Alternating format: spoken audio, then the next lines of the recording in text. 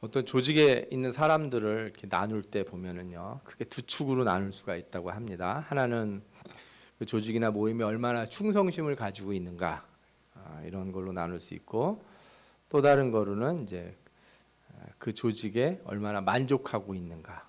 충성도라고 하는 거는 일종의 이제 그 조직을 떠나지 않으려고 하는 성향을 의미한다면, 만족도는 이제 거기 있을 때 얼마나 즐겁고 기쁘고 좋은가, 이런 거를 의미합니다.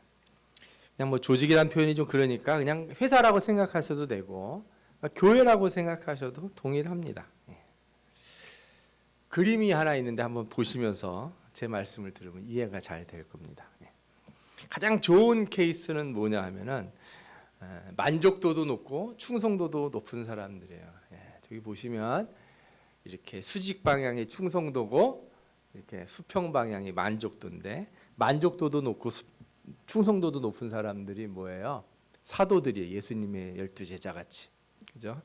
회사로 따지면 회사에 충성하는 사람, 교회로 따지면 교회에 충성하는 사람, 이런 사람들이 저 만족도도 높고 충성도도 높은 사람들이죠. 그런데 이제 만족도는 높은데 충성도가 낮은 사람들이 있어요. 이 사람들은 뭐 회사로 따지면 월급이나 복리후생 이런 건 괜찮으니까 내가 이 회사 참 좋다 이렇게 생각하고 살지만, 다른 데서 돈 더 많이 주면은 딴 데로 갑니다. 그죠? 용병 같기도 하고 프리랜서들이 그렇죠. 뭐 굳이 그 회사에 그렇게 뭐 깊은 미련은 없어요. 좋긴 하지만 그건 돈을 많이 줘서 좋은 거지. 이런 사람들은 그 조직에 소속되어 있는 것에 대해서 그렇게 깊이 생각을 안 해요. 또 반대로 충성도는 높은데 만족도가 낮은 사람들이 있어요. 회사를 따지면은 이제 회사는 마음에 안 드는데 갈 데가 없는 거죠. 그런 사람들을 뭐라 불러요? 인질이다 이렇게 불러요. 인질. 그래서 뭐 마음에는 안 드는데 갈 데가 없어서 그냥 묶여 있는 사람들과 같은 거죠. 마지막으로 충성도도 낮고 만족도도 낮은 사람들을 뭐라고 부르냐 그랬더니 테러리스트라고 그러는 거예요. 회사에서도 이런 사람들이 많은데 뭐 회사에서 무슨 일만 한다고 그러면 불만이 그렇게 많아요. 그래서 뭐 밥 먹는 자리에서 회식 자리에서 막 누가 어떻고 저떻고 하면서 온갖 불만은 다 쏟아내는 사람들이고, 일종의 가슴에 사표 하나쯤 품고 사는 사람들이라고 할까요? 근데 대부분 어느 조직이나 만족도도 높고 충성도도 높은 한 10% 정도 되는 사도들이 조직을 이끌어 나간답니다. 그 사람들이 나머지 사람들을 이렇게 묶어주는 거예요. 그런데 만약에 테러리스트 같은 사람들이 회사에 어떤 팀장을 한다든지, 그죠? 임원을 한다든지, 그러면 어떻게 되겠어요? 회사가 금방 망가집니다. 그냥 불만만 계속 옆에다 퍼뜨리고 번지게 하니까 그렇게 되지 않겠습니까? 이런 분류가 뭐 항상 옳은 건 아니지만 저는 교회 나온 성도들도 이런 개념으로 나눠볼 수도 있을 것 같아요. 정말 자신이 다니는 교회가 좋고 나는 이 교회에 깊이 뿌리 내린 기둥 같은 사람이 된다 이렇게 생각하는 사람도 있는 반면에, 이 교회가 좋긴 한데 뭐 굳이 내가 여기에 그렇게 정을 붙이고 싶은 마음은 없고 뿌리를 내리고 싶은 마음은 없다. 뭐 다른 교회 갈 수도 있지. 교회에 소위 말하는 충성도가 없는 사람들도 있어요. 여러분들은 어떠십니까? 여러분들은 다 예수님의 사도같이 주님의 몸된 교회에 충성하는 분들이 되시기 바랍니다. 아멘. 우리는 예수 그리스도가 이렇게 머리 대신 교회의 지체로 부르심을 받았는데, 그렇지만 이 교회가 눈에 보이는 교회라기보단 눈에 보이지 않는 교회, 하나님의 영원하신 나라에 속했다 이렇게 말할 수 있어요. 그래서 우리가 보이는 교회에 오면은 사람들이 있고, 그러다 보니까 사람들하고 부딪히고 다툼도 생기기도 하고 또 사람들과 함께 일도 해야 되고 하는 그런 현실적인 문제들이 생깁니다. 그런데 직장은 월급이라도 받지만 교회는 월급을 받는 곳이 아니지 않습니까? 여러분들이 권사가 되고 장로가 된다고 뭐 그런다고 해서 교회가 무슨 보너스를 주는 게 아니에요. 오히려 여러분들이 더 수고하고 헌신해야 되는 거예요. 그래서 어느 곳보다 사도와 같은 성도들이 많이 필요해요. 또 교회는 그런 성도들에게 좀 수고스럽지만 어려운 일들을 감당해달라 하면서 직분을 부여하는 거예요. 그래서 교회 직분은 세상의 조직과 달라요. 회사의 직급은 시간이 지나면 위로 올라가서 사람들 지시하고 관리하고 편하게 리더로서 대접을 받을 수 있을지 모르겠지만 교회에서는 거꾸로입니다. 신앙이 좋아질수록 다른 사람들을 섬겨야 되는 거예요. 집사 때보다 권사 때 더 많이 일을 해야 되는 거고 권사 때보다 또 장로가 되면 더 일을 많이 해야 되는 거죠. 초신자 때는 내가 다른 사람들과 부딪혔을 때 사람들이 다 미안하다고 나한테 얘기를 할 거예요. 내가 초신자 때 다른 사람하고 뭔가 다툼이 있으면 목사님도 찾아와서 미안하다고 이해해달라고 그럴 거예요. 그런데 권사가 되고 장로가 됐는데 삐져서 그러면 목사님이 가서 뭐라 그러겠어요? 장로님이 이해하셔야지 뭐 이러겠어요? 아닙니다. 장로가 돼가지고 어떻게 그럴 수가 있냐고 혼이 나겠죠. 이 거꾸로예요, 거꾸로.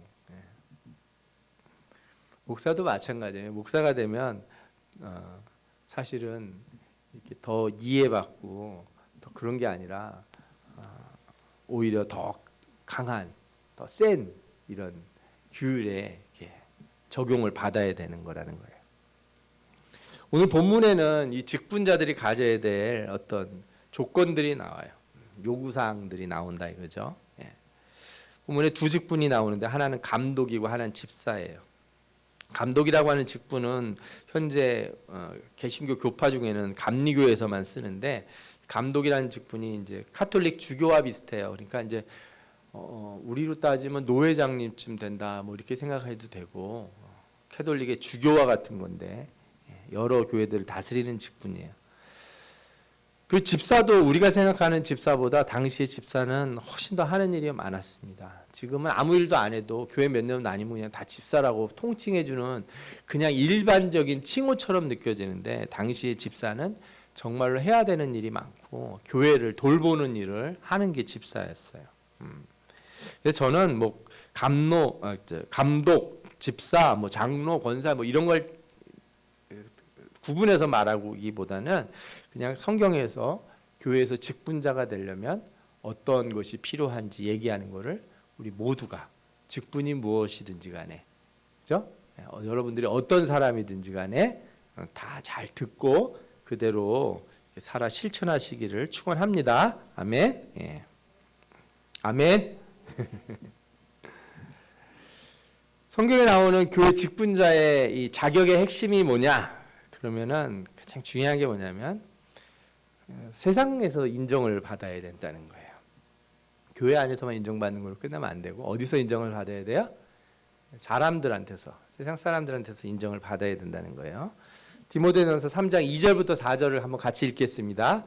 2절부터 4절 읽겠습니다. 시작. 그러므로 감독은 책망할 것이 없으며 한 아내의 남편이 되며 절제하며 신중하며 단정하며 나그네를 대접하며 가르치기를 잘하며 술을 즐기지 아니하며 구타하지 아니하며 오직 관용하며 다투지 아니하며 돈을 사랑하지 아니하며 자기 집을 잘 다스려 자녀들로 모든 공손함으로 복종하게 하는 자라야 할지며. 그런데 이 조건들을 가만히 보면은 이게 교회에서의 직분자에게만 해당되는 게 아니에요. 일반 회사나 기업이나 정부기관에 그 요즘 뭐 인사청문회 할 때 그 바람 뽑을 때랑 별로 이렇게 다른 조건들이 아닙니다. 여기 나오는 대로 하면은 그저 우리가 어떤 사람을 쓰려고 하는데 회사에서만 임원을 뽑는다 그러는데 아내가 있는데 바람 핀다 이러면 안 되겠죠? 예, 참을성도 없고 단정하지 못하고 술을 많이 먹고 음주운전이나 하고 길에서 고성방가하고 막 사람 때려가지고 경찰서 끌려간 이력 있고 이런 사람들 누가 어느 기업에서 임원으로 쓰고 이런 사람들이 만약에 국회 청문회에 나와가지고 장관한다 그러면 여러분들 어떻게 생각하시겠어요? 그 얘기예요. 술을 즐기지 아니하며 구타하지 아니하며 다투지 아니하며 돈을 사랑하지 아니하며 남들과 막 싸우고 이익이라면 양심을 팔고 나라까지 팔아먹으려고 하는 사람들, 자신들의 자녀들이 방종하며 악한 길을 가고 뭐 어떤 사람들은 막 자녀들이 막 대마초를 피고 막 이러는데 본인들은 무슨 장관을 하겠다, 뭘 하겠다, 뭐 국회의원을 하겠다, 막 이러면은 그거 신망받기 어렵지 않겠습니까? 집사의 직분도 유사해요. 집사들도 정중하고 일구이연하지 아니하고 술에 임박히지 아니하고 더러운 일을 탐하지 아니하고 이렇게 돼 있어요. 그러니까 한 입으로 두 말하는 사람, 막 술에 쩔어가지고 코가 시뻘겋게 해가지고 돌아다니는 사람, 비열한 방법으로라도 이익을 얻으려고 하는 사람, 이런 사람들은 집사 안 된다 이거예요. 집사만 안 되는 게 아니라 세상에서도 안 되는 거예요. 그래서 여러분들이 이 말씀 볼 때 뭐 하나 생각이 나셔야 돼요. 왜냐하면 교회가 직분자를 뽑으려고 하는데 조건이 너무 당연한 걸 원하는 거 아닌가 하는 생각이 드는 거예요. 너무 당연한 걸 하라는 거예요. 여러분들에게 특별한 걸 요구하지 않는다는 거예요. 직분자가 되기 위해서 여러분들이 뭐 어마어마한 남들이 감히 도달할 수 없는 어떤 인격을 가져라. 그런 말을 요구하지 않는다는 거예요. 성경에서. 그래서 우리는 디모데전서 1장에 나오는 복음의 목적을 다시 생각해 볼 필요가 있는 거예요. 복음이 가리키는 게 뭔지. 복음이 여러분들을 그죠? 막 세상과 완전 구분해서 무슨 어디 기도원 같은 데서 그죠? 완전히 단절하고 금식하고 그렇게 사는 사람이 되라 이렇게 가리키지 않는다는 거예요. 디모데전서 1장 5절에 복음의 목적이 뭐라고 그랬어요? 이 교훈의 목적은 청결한 마음과 선한 양심과 거짓이 없는 믿음에서 나오는 사랑이거늘. 아멘. 이렇게 예수 믿는 사람에게 신비적인 체험, 영적 체험 같은 게 있으면 좋지만 그게 여러분들이 권사가 되고 뭐 장로가 되고 뭐 이런 거에 필수가 아니라는 거예요. 여러분들이 집사 직분 받는데 무슨 방언을 해야 되냐 안 하냐 이런 거가 조건이 없단 말이에요. 성경에. 여러분들에게 요구하는 조건이 뭐예요? 선한 양심, 깨끗한 마음, 거짓 없는 믿음에서 나오는 사랑. 디모데전서 1장 9절에도 뭐라 그래요? 오늘 2장 9절에도 2장 9절이 아니라 오늘 이렇게 집사에 대한 그 직분, 감독에 대한 직분에 대해서 말할 때도 이런 말씀이 나오죠. 깨끗한 양심에 믿음의 비밀을 가진 자라야 할지니 하는 말씀이 나와요. 깨끗한 양심에 믿음의 비밀을 가진 자가 되라. 이게 직분자들에게 요구하는 거예요. 그래서 직분자가 되기 위해서 교회에서 여러분들을 40일 금식 기도를 안 시켜요. 선교지에서 뭐 몇 년 이상 활동을 해야 된다든가 헌금을 얼마 이상 해야 장로가 된다든가 이런 조건은 성경에 나오지 않아요. 그런 조건을 요구하지 않아요. 목사가 되기 위해서 뭘 해라 이런 게 없어요. 그런데 청결한 마음, 선한 양심이 없는 사람이 직분자가 되면 문제가 생겨요. 어디서부터 문제가 생겨요? 세상에서부터 문제가 생겨요. 세상에서 욕먹는 사람은 교회에서 직분자 하는 게 그래서 이게 참 어려운 문제가 되는 게 이게 말이 많아지는 거예요. 안 믿는 사람들 사이에서는 욕을 먹으면서 교회에서는 칭찬받는 일꾼이 된다면 그를 통해서 전도가 가능할까요? 안 믿는 사람들한테는 막 바가지 씌우면서 교회인들한테는 할인해주는 그런 사람은 그 사람은 교회의 큰 직분자가 될 수 있을까요? 부당하게 얻은 이익으로 우리가 11조를 할 수는 없지 않습니까? 저희 그 노예 그 부흥사 목사님이 계시는데 그분이 설교할 때 하신 얘기가 있어요. 이제 기억에 많이 남았어요. 그분은 성도들하고 어디 가서 식사 같은 거 할 때 제발 성도들한테 식당에 가서 갑질을 하지 말라고 그렇게 가르친답니다. 우리 목사님이라고 잘해드려야 된다고 제발 그런 얘기 하지 말라는 거예요. 그 사람한테 나는 그냥 손님이지 뭐 그 사람이 목사가인지 알 게 뭐고 뭐 장로인지 알 게 뭐냐는 거예요. 괜히 교회 그 여전도회가 때로 몰려가가지고 우리 어느 교회 다니는데 우리한테 서비스 잘해주면 내가 소문 잘 내주겠다고. 왜 그냥 가서 식사를 하고 조용히 오시면 되지 왜 그러냐는 거예요. 이분이 교회에서 그렇게 가리킨다는 거예요. 내가 여기 소문 잘 내줄 테니까 우리 가격 내려달라고, 서비스 달라고. 교회는 그렇게 하는 게 아니라 그냥 주변에 다니시면서 이렇게 조용히 그냥 보통 사람들처럼 식사하시면 돼요. 우리가 밥 먹을 때 기도하는 순간 그 사람들이 다 압니다. 저 사람들 뭐라고요? 예수 믿는 사람들이라고. 그런데 그냥 밥 먹고 간 자리가 그냥 보통 사람보다 더 지저분하면 더 지저분하고 막 밥 먹으면서 뭐 누구는 어떻고 저떻고, 그죠? 저 집은 맛이 있네 없네, 교회 누구는 무슨 성격이 어떻고 하면서 막 그런 얘기하면서 밥 먹는 거를 옆에서 다 본다고 생각해 보세요. 네? 여러분들이 커피숍에서 커피를 마시는데 성경책 들고 이렇게 교회에서부터 와가지고 앉아서 커피 마시면서 어머 우리 교회는 말이야, 아우 그 양반은 도저히 안 되겠어 말해서 그런 얘기하면서 만약에 커피를 마시고 있다면 어떻게 되겠냐는 거예요. 작년 7월에 어느 여자 목사님하고 딸이 음식점에서 갑질을 하다가 경찰에 고발이 돼서 벌금형으로 500만 원을 선고받았어요. 잘못했는지 알고 미안하다. 아니 억울하게 당해도 목사가 되고 신자가 됐으면, 그죠? 하나님이 내가 억울한 거 하나님이 아실 겁니다 하고서 조용히 있어야 되잖아요. 그런데 항소를 해서 계속 신문에 나오는 거예요. 계속 신문에 나오는 거예요. 그 일 나올 때마다 어느 목사와 딸이 막 욕하고 막 내가 누군지 알아 막 하면서 막 그런 얘기가 했다는 게 나오니까, 그러면 전도가 어떻게 되겠습니까? 여러분, 우리는 예수님의 제자들이에요. 하나님과 사귐이 있는 그의 거룩한 백성들이라는 거죠. 여러분들이 식당에 가서 기도하고 밥 먹는 순간부터 우리는 아무리 평범할래 평범할 수 있는 사람들이 안 됩니다.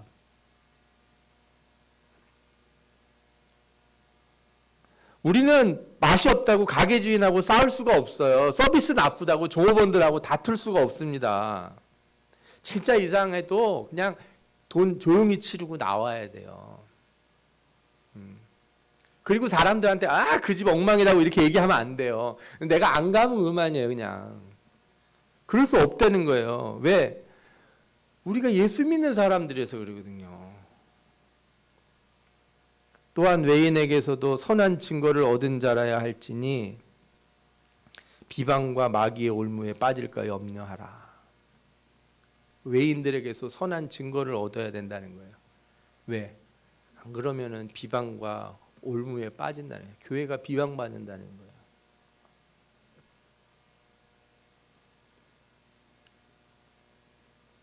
설사 오죽하면 그렇게 음식을 못 하는데도 음식점을 하시겠어요. 그렇죠? 참 안타까운 마음이 들고 기도해 주셔야죠.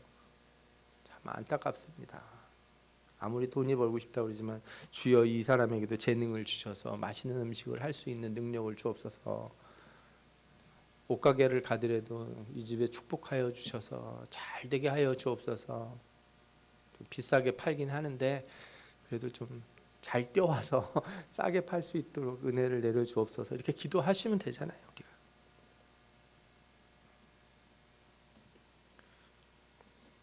참 우리도 어렵게 살았기 때문에 길에서 콩나물 하나를 사더라도 100원이라도 막 깎으려고 그럴 때가 있지 않습니까?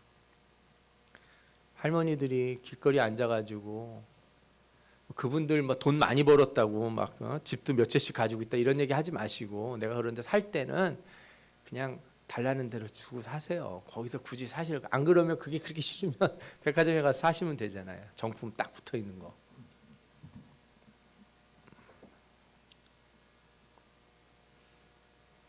우리가 부자라서 우리가 뭐가 있어서 우리 능력이 돼서 그런 게 아니고요. 우리가 예수 믿어서 그런 거거든요. 우리가 예수 믿어서 세상의 많은 사람들 앞에 선한 증거를 얻기 위하여, 우리가 잘못하지 않았는데도 비방하는 이 시대에 비방을 받지 않기 위해서, 올무에 빠지지 않기 위해서 우리가 그리스도의 제자로 살아가야 될 줄 믿습니다. 아멘.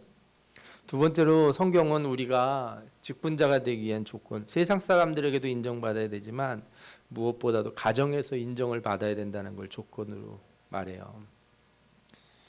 사실 가정에서 인정받는 것처럼 어려운 게 없습니다. 훌륭한 인격을 가지고 큰 목회를 하시는 목사님들조차 자녀들로 인해서 참 마음 아파하고 기도하시는 분들이 많아요. 남의 자녀들은 기도해주고 축복해주는데 내 자녀가 잘못돼서 정말 눈물 흘리며 기도하는 분들이 있어요. 마치 바울이 그 눈의 병으로 인해서 하나님 앞에 3번이나 기도했는데 하나님이 내 은혜가 내게 족하다 이렇게 하시면서 고쳐주지 않은 것처럼 성도들, 장로님, 권사님, 목사님들의 가정에 어려운 일이 있는 거, 해결되지 않는 일이 있는 것도 압니다.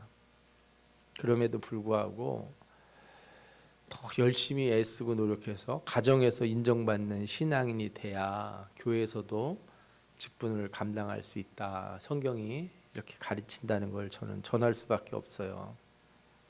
오늘 3장 2절에도 뭐라고 나옵니까?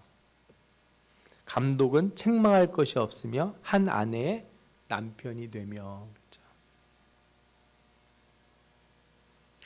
3장 4절부터 5절에도 자기 집을 잘 다스려 자녀들로 모든 공손함으로 복종하게 하는 자라야 할지며 사람이 자기 집을 다스릴 줄 알지 못하면 어찌 하나님의 교회를 돌보리요.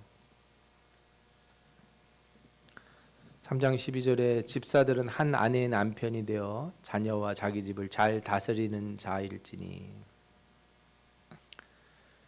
설교하는 제가 너무나도 이게 쉽지 않은 구절이고 저 자신에게 하는 말이기 때문에 말씀이기 때문에 참 어렵다는 것은 알지만 우리 모두가 같이 보고 듣고 순종해야 될 말씀이라 전합니다. 많은 목사님들이 말하기를 나를 잘 아는 사람들 앞에서 설교하는 게 얼마나 어려운지 모르겠다고 그럽니다.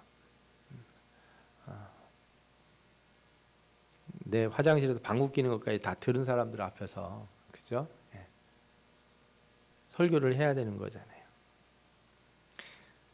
험한 말로 부부싸움 해놓고 성도들 앞에서 인내하고 참고 견디라고 말하는 거, 이거 보면서 목사의 아내가 혹은 목사의 남편이 과연 기도할 수 있을지 잘 모르겠어요. 그뿐 아닙니다. 집에서 장로와 권사가 부부인데 싸우고 교회 와서 웃으면서 성도들에게 안내하고 봉사하고 성가대 쓰고 막, 그죠? 그러면 그 자녀들이 보고 뭘 느끼겠어요? 야, 우리 엄마 아빠 참 위선적이다. 뭐 이렇게 생각할 수도 있지 않겠습니까? 이웃을 험담하고 교회 성도들 뒷얘기를 식사 시간에 늘어놓으면서, 그죠? 다른 집 얘기 온갖 거 다 자녀들 앞에 해놓고서 그런 자녀가 그런 부모를 존중하고 참된 신앙을 가질 거라고 생각하시면 좀 무리한 생각인 것 같아요. 그렇게 생각하는 건 자녀들이 자신보다 믿음이 훨씬 좋을 거라고 과신하는 거자, 맹신하는 거에 가까워요. 남의 얘기를 쉽게 얘기하는 부모를 보면은요, 자녀들은 자기 얘기를 부모에게 하지 않게 됩니다. 왜? 우리 엄마 아빠가 다른 사람들의 비밀스러운 얘기를 저렇게 쉽게 말하는데 내 얘기도 쉽게 말하지 않겠느냐, 이렇게 생각할 수 있거든요. 성경에서 자기 집을 잘 다스려 공손함으로 복종하게 하는 자가 되어야 한다는 말을 무슨 매를 들어서 애를 때리거나 윽박질러야 된다는 말이 아니에요. 어떤 가수가 이렇게 자기 아버지 돌아가실 때가 돼서 부른 노래가 있는데, 외국 가수인데 그 가수가 부른 노래 가사가 그게 있어요. 당신의 실수를 내가 알고 내 실수를 당신이 다 안다. 부모와 자식 간의 관계가 그런 관계거든요. 내가 숨긴다고 숨겨지는 게 아니에요. 집을 잘 다스리기 위해서 내가 얼마나 나를 숨기며 위장하고 살아가야 된다, 이런 걸 성경에서 말하는 게 아닙니다. 그렇게 할 수도 없고, 그렇게 나를 숨기는 건 내가 하고 싶은 대로 막 살아가면서 집에서는 자녀들 앞에서 혹은 내 주변의 형제들 앞에서 내 부모 앞에서 나를 이렇게 포장하면서 나는 전혀 그런 사람이 아닌 것처럼 가식적으로 살 수 없다는 거예요. 가끔 이렇게 일반적인 사람들 가운데서도 보이지만 부부가 싸우고 헤어지기로 결심해 놓고 자녀들에게는 상처 주지 않을 방법을 막 찾는다는 거예요. 참 말도 안 되는 얘기라고 생각해요. 예. 아이들은 부모가 싸우는 거 진작에 다 눈치챘거든요. 예. 엄마가 이렇게 혼자서 방 안에서 우는 거 애들이 다 알아요. 예. 아빠가 방 뒤집어 놨다는 것도 다 알고, 바깥에서 외도를 했다는 거 아이들이 더 빨리 눈치를 채는 게 그게 세상이거든요. 물론 그런 식으로 살아가는 부모들 속에서도 좋은 자녀들이 나오는데, 그건 우리가 잘 숨겨서 그런 게 아니라 그 자녀들이 나처럼 살기 싫어해서, 나는 우리 부모처럼 절대 살지 않을 거야 이렇게 결심하고 살아서 그런 것 뿐이에요. 오늘 성경에서 요구하는 직분자의 조건이라고 하는 게 이런 것들이에요. 어느 한 구절, 직분자는 반드시 방언을 받아야 된다, 예언을 받아야 하고, 은사가 있어야 된다, 성경을 어느 정도는 알아야 되고, 금식 기도를 하고 어떤 능력을 가져야 된다, 이런 구절이 하나도 없다는데 저는 충격을 받은 거예요. 세상 사람들에게도 인정받을 만한 사람, 가정에서도 인정받을 만한 사람이 되면 그 사람은 교회에서 직분자가 될 수 있는 사람이다. 여러분, 우리는 주님이 머리 되신 교회의 지체들입니다. 또한 여기 계신 분들이 직분자인 줄 저는 압니다. 청결한 마음, 선한 양심으로 이 직분을 감당하기 바랍니다. 세상 사람들의 모범이 되고 내 아내, 내 남편에게 인정받는 신앙인이 됩시다. 내 자녀들에게 존중받을 수 있는 그런 말과 행동을 가지는 그런 직분자들이 되길 바랍니다. 그렇게 가정에서, 세상에서 인정받으면 하나님 앞에서도 당연히 인정받고 하나님이 쓰실 만한 일꾼이 된다, 성경이 오늘 얘기하고 있어요. 이런 자들에게 하나님이 주시는 복이 있는데, 직분을 잘한 자들은 아름다운 지위와 그리스도 예수 안에 있는 믿음에 큰 담력을 얻느니라. 아멘. 여기 보면 예수 그리스도 안에 있는 믿음에 큰 담력을 얻는다는 말씀을 보고서 제가 이렇게 마음에 많이 찔렸어요. 그렇구나. 내가 사람들 앞에서, 가정 앞에서 당당하면 뭘 얻는다고요?